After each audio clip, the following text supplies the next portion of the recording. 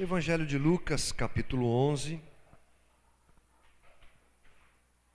Se você tiver a tua Bíblia em papel, abra. Se você tiver a sua Bíblia digital, ligue. E procure lá no índice Lucas, capítulo 11. Nós continuamos numa tentativa de aprender melhor o que Jesus disse, uma tentativa de discernirmos melhor as palavras do Mestre.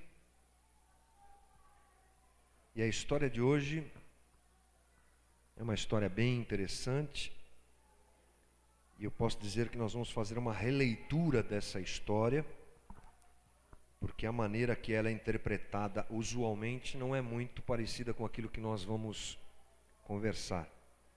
Então gostaria que você realmente prestasse bem atenção naquilo que nós vamos dizer.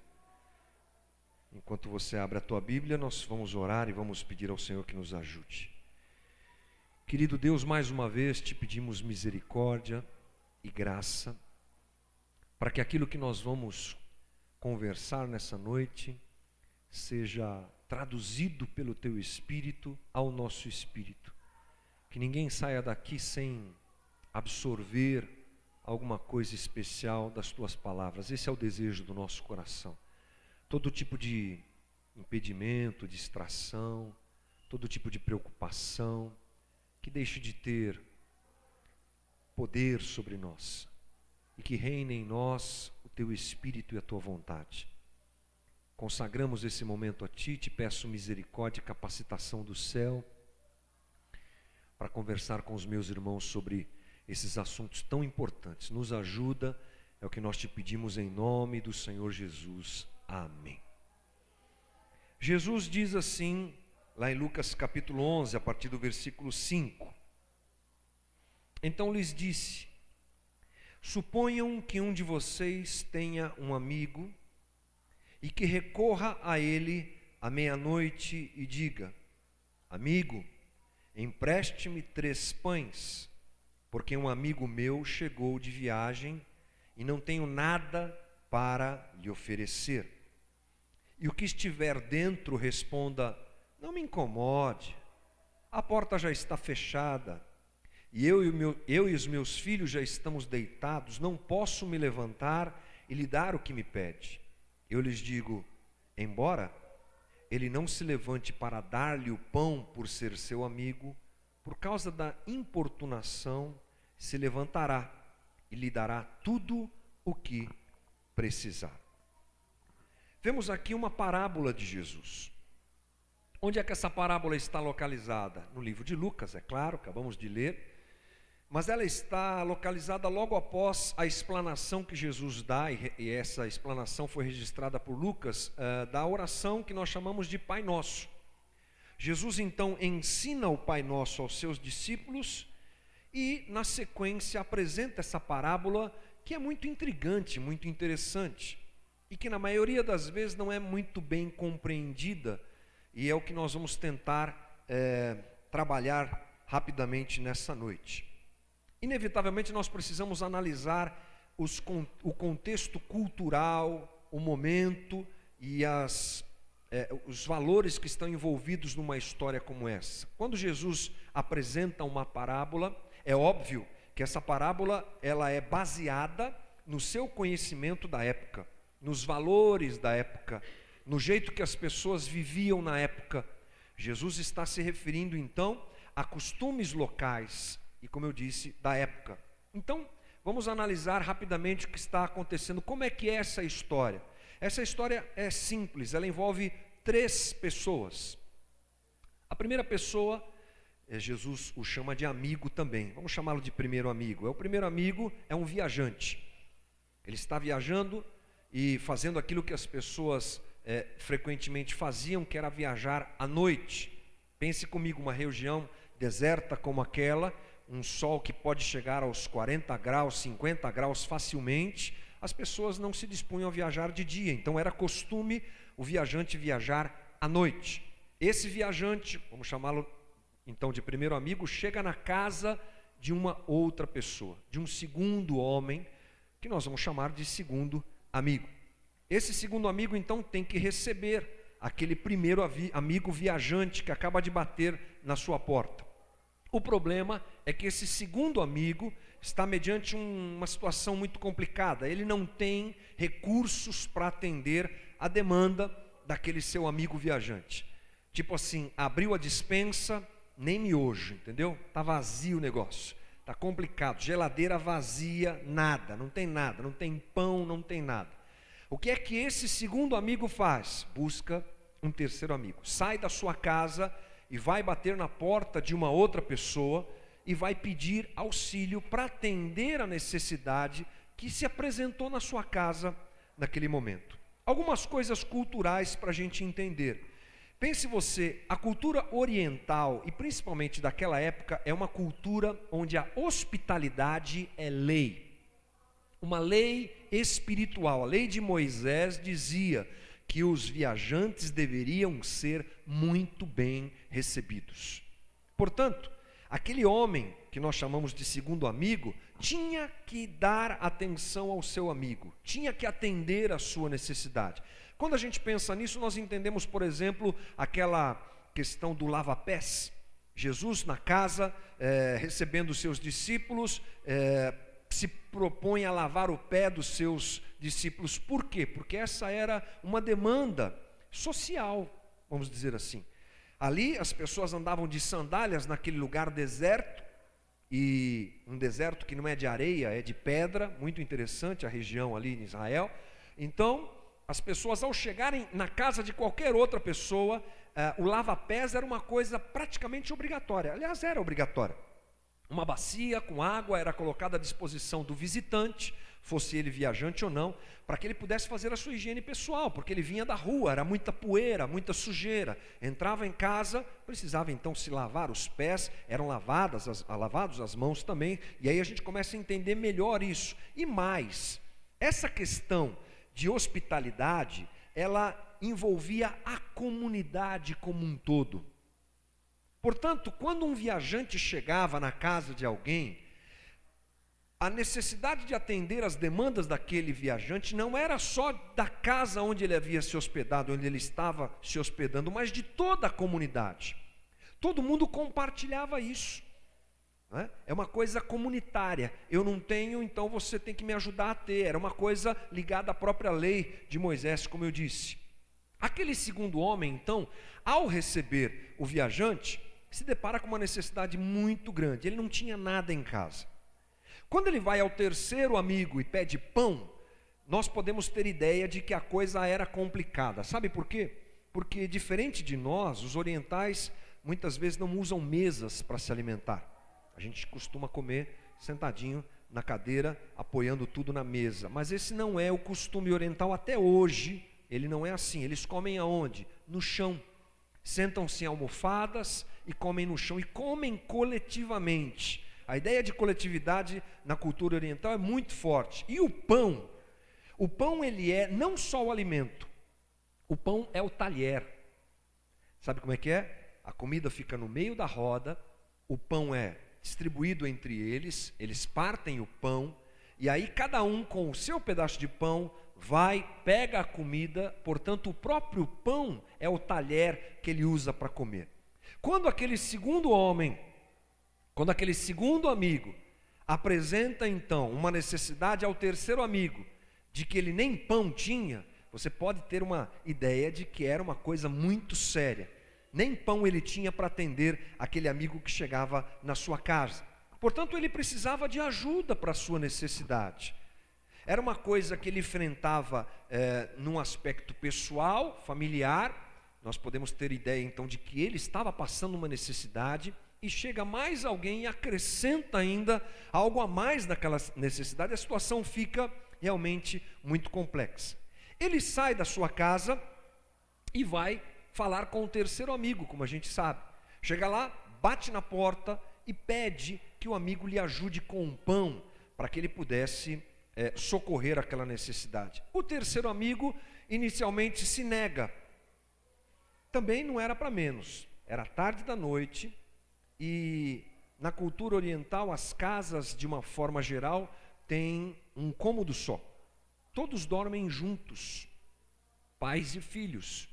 Quando aquele terceiro amigo diz, meus filhos já estão dormindo, significa que qualquer movimentação que ele fizesse iria acordar os seus filhos. Então, inicialmente, ele se indispõe a ajudar, mas logo em seguida ele vai e presta o auxílio que ele tem que prestar. Portanto, essa é a ideia dessa parábola, esse é o caminho cultural, esse é o contexto de toda essa história, fora obviamente alguns detalhes que a gente talvez ainda não saibamos, mas essa é a ideia geral que nós temos. O que é que essa história tem a ver com a gente? Por incrível que pareça, ela tem bastante a ver com a gente, porque é uma história que basicamente fala de necessidades atendidas. É uma história que conta a vida de três amigos que em um certo momento se encontram, mas a base de tudo é a necessidade daquele homem que nós chamamos de segundo amigo. O foco está nisso. Aquele homem tinha uma grave necessidade, ele precisava de comida para atender a sua demanda. Havia um visitante na sua casa e ele precisava daquilo. Isso nos iguala. Essa história foi contada há 2000 anos atrás, mas ela nos iguala a esse homem. Por quê? Porque todos nós temos necessidades. Algumas delas são mais simples de serem resolvidas. Algumas delas também são provocadas por nós. Nós muitas vezes criamos as nossas demandas de necessidade. Tipo assim, preciso de um iPhone 6. Não precisa, né?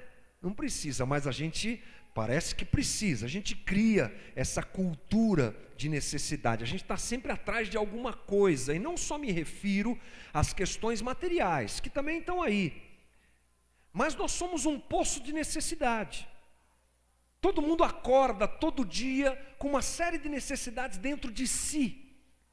Alguns com uma necessidade de serem ouvidos, outros com uma necessidade de falar, de colocar para fora o seu coração, outros com uma necessidade de ouvir um conselho. Olha que coisa interessante. Outros com uma necessidade de resolver problemas que não podem ser mostrados para ninguém. Haja visto o fato de nós vivermos numa cultura de aparência muito grande. A gente não abre a nossa necessidade para qualquer um, não é verdade? Olhe só as fotos no Facebook e veja quanta gente feliz que vive nesse mundo. Ali é o paraíso, né? Só tem foto de gente bonita, de gente competente, vencedor, realizador. É todo mundo incrível no Facebook, né?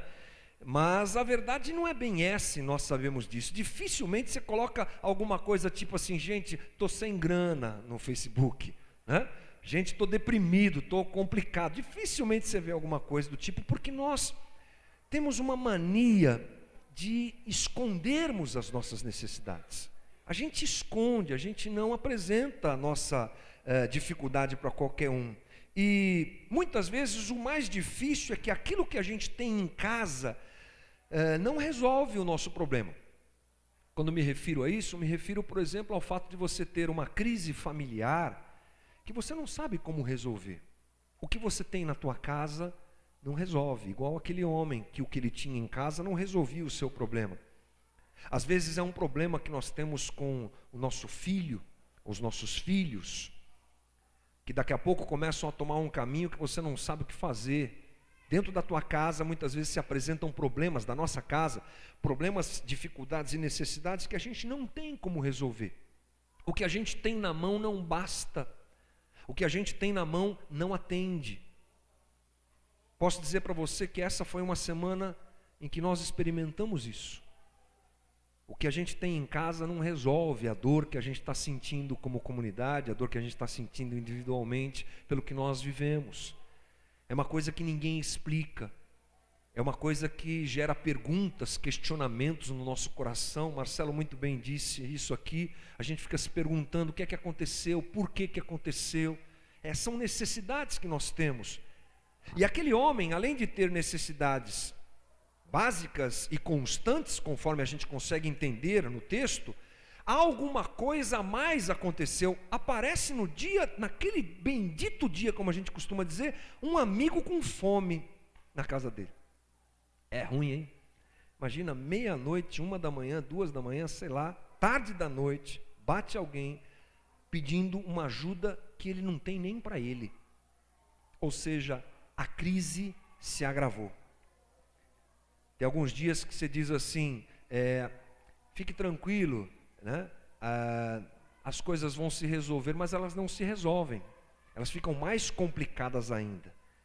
Voltando mais uma vez a citar o que nós vivemos essa semana, eu acho que é o tipo de coisa que acontece na vida da gente de uma hora para outra, que mexe com a gente, que desequilibra o nosso coração. É uma necessidade ainda muito maior do que nós temos, e a gente é suscetível a isso, não é verdade? Nós somos. Além de termos as nossas necessidades, vamos chamar de normais, de vez em quando bate na nossa porta um tsunami, problemão, crise, perda, problema, situação que foge ao teu controle, que você não consegue dominar, não consegue controlar. É bem assim.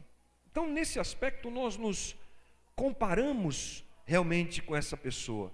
Muitas vezes corremos para todos os lados, as portas estão fechadas, é tarde da noite, a gente precisa resolver aquilo e a gente não consegue, a gente tenta de todos os jeitos e a situação não se apruma, não se corrige.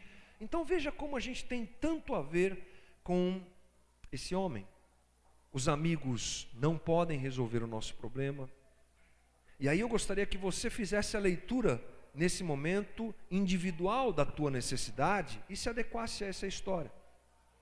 Porque com certeza você vai encontrar alguma coisa que tem a ver com o que a gente está falando e que você talvez esteja vivendo, provavelmente esteja vivendo. Uma necessidade que não pode ser suprida por ninguém, nem por você, nem por um amigo, nem por ninguém. Aliás, somos esse poço de ansiedade, de necessidade constante.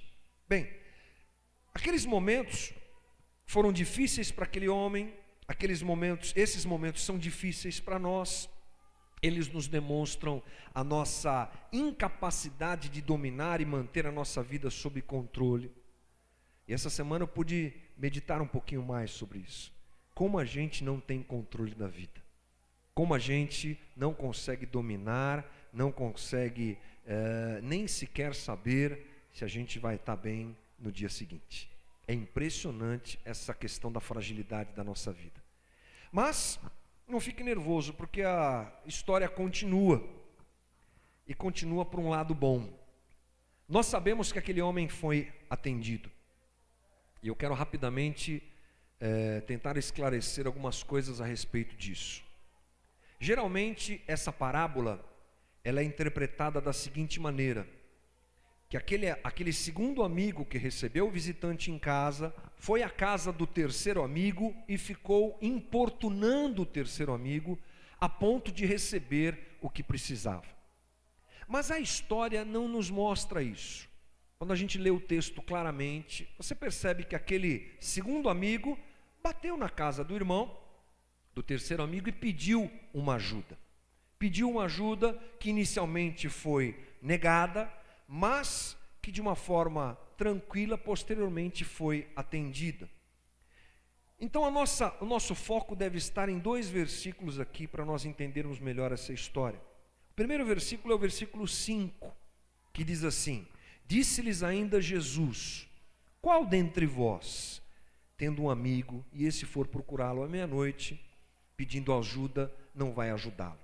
Quando Jesus usa esse termo, qual dentre vós, ou quem dentre vós, a análise gramatical, ou análise da língua grega que nós podemos fazer aqui, é que Jesus esperava uma negativa. É aquele tipo de pergunta que a gente faz, já esperando uma resposta negativa, tipo assim: me diga, quem é que vai negar ajuda para um amigo que bate na sua porta? Qual que é a sua resposta? Ninguém. Nunca. Não, ninguém vai negar.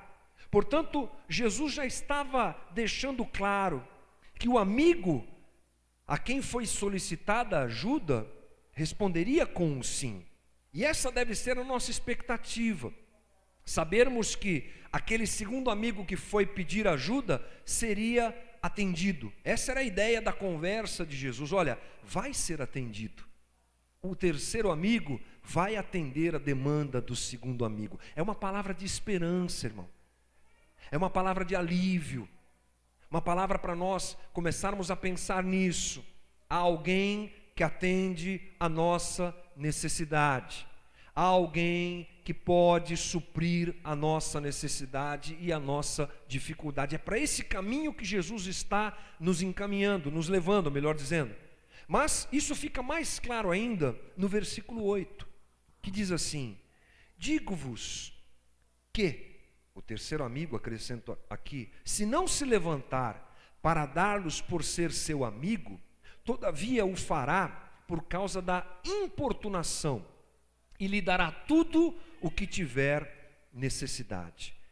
Palavra-chave aqui, importunação. É daí que vem essa interpretação que a gente tem. Dá a impressão que o segundo amigo ficou lá. Me ajuda. Não vou ajudar porque os meus filhos estão aqui dormindo, não importune. E ele continua, mas não é essa a história que nós lemos. E o detalhe é que essa palavra importunação, ela ganha uma outra tradução no grego, que é a palavra honra. Veja como muda a frase. Eu vou ler para você aqui, substituindo importunação por honra. Fica assim então o versículo: digo-vos que se não se levantar para dar-los por ser seu amigo, todavia o fará por causa da sua honra, e lhe dará tudo o que tiver necessidade. Eu vou fazer uma pergunta para você aqui, irmão, para você pensar comigo. O Deus que nós servimos, ele se movimenta pela nossa importunação? Qual que é a tua ideia a respeito de Deus? Será que se a gente ficar atormentando Deus, pedindo, a gente é capaz de então obter a nossa bênção, ou aquilo que nós precisamos? Ou Deus nos dá por graça, misericórdia, amor, e pela simples condição de não poder voltar atrás na sua própria situação de ser Deus? Aí se encaixa aquilo que eu disse agora sobre honra. É essa ideia que Jesus quer nos apresentar, que por conta de uma tradução meio diferente, ganhou essa conotação de importunação, que nós muitas vezes entendemos ser assim. Vamos pedir, vamos atormentar a Deus, até que Ele faça aquilo que a gente quer. Eu determino, eu ligo na terra, ligo no céu, faço isso, faço aquilo, dou a minha oferta, faço a campanha, vou insistindo até que Deus, que não aguenta mais, me abençoa. Eu fico imaginando Deus nos céus. Olha só, a gente já viaja um pouco, né? Mas Deus nos céus cuidando do universo.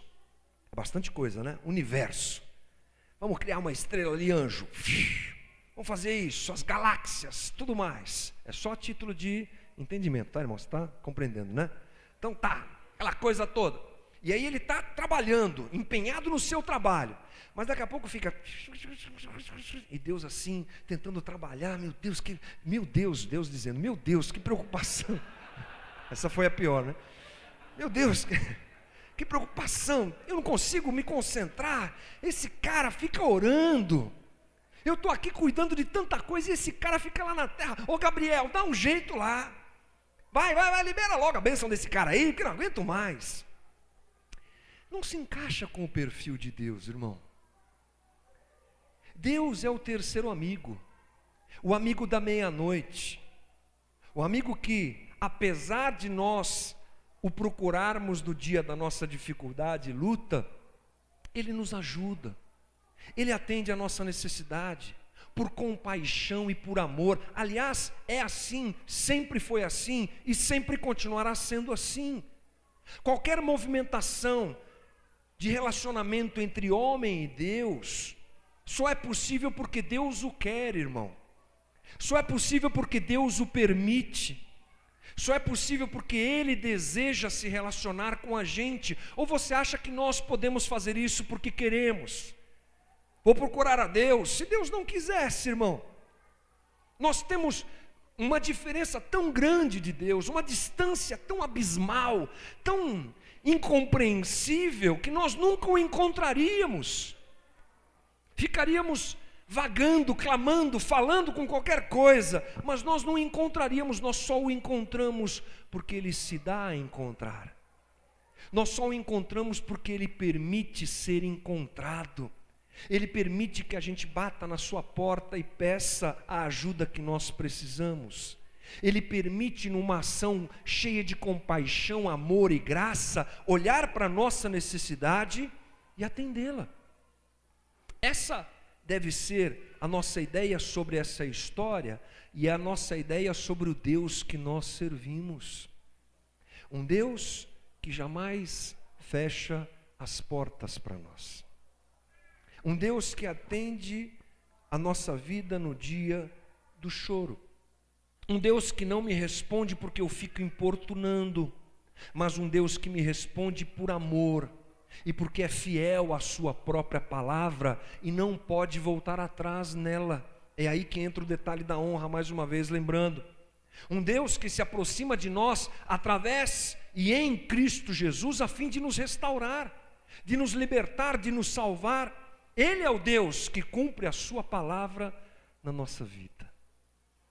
E louvado seja o nome do Senhor por isso. Louvado seja o nome do Deus que nos atende. Portanto, irmão, já me encaminhando para o final da nossa conversa hoje, é o Deus a quem nós podemos buscar. Ele é o Deus que é o nosso amigo da meia-noite, vamos chamá-lo assim.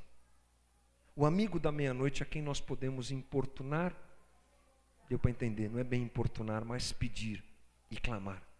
Sabendo que a sua mão estará voltada para a gente.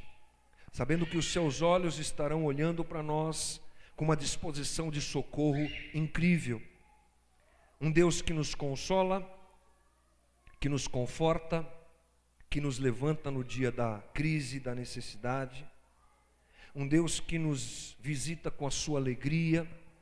Um Deus que olha para nós cheio de amor e graça para atender a nossa necessidade. Qual a necessidade que você carrega hoje no teu coração, irmão? Eu particularmente preciso ser consolado. Tem sido dias bem difíceis. E essa semana foi muito difícil. Eu não tenho pretensão de nenhuma de ser super-homem. Eu preciso do consolo do Senhor. E eu sei que tem muita gente aqui que também precisa. Talvez na tua casa há uma necessidade. Talvez na tua vida profissional haja uma necessidade. Talvez você esteja vivendo um turbilhão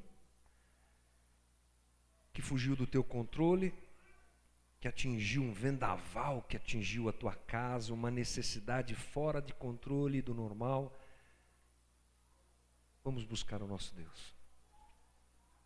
E Ele, mediante a sua graça e o seu amor, vai olhar para nós. Essa é a fé que nós precisamos ter, irmão. Apesar de nós, muitas vezes, fugirmos desse caminho banalizador do Evangelho, nós não podemos perder fé. Nós não podemos perder a fé no nosso Senhor Jesus Cristo, a fé no Deus que nós servimos, como aquele que é doador da vida e que atende o nosso desejo, o nosso coração, e que nos visita. Não vamos transformar isso em algo banal, né? Não vamos transformar isso em baboseira evangélica, como a gente vê por aí.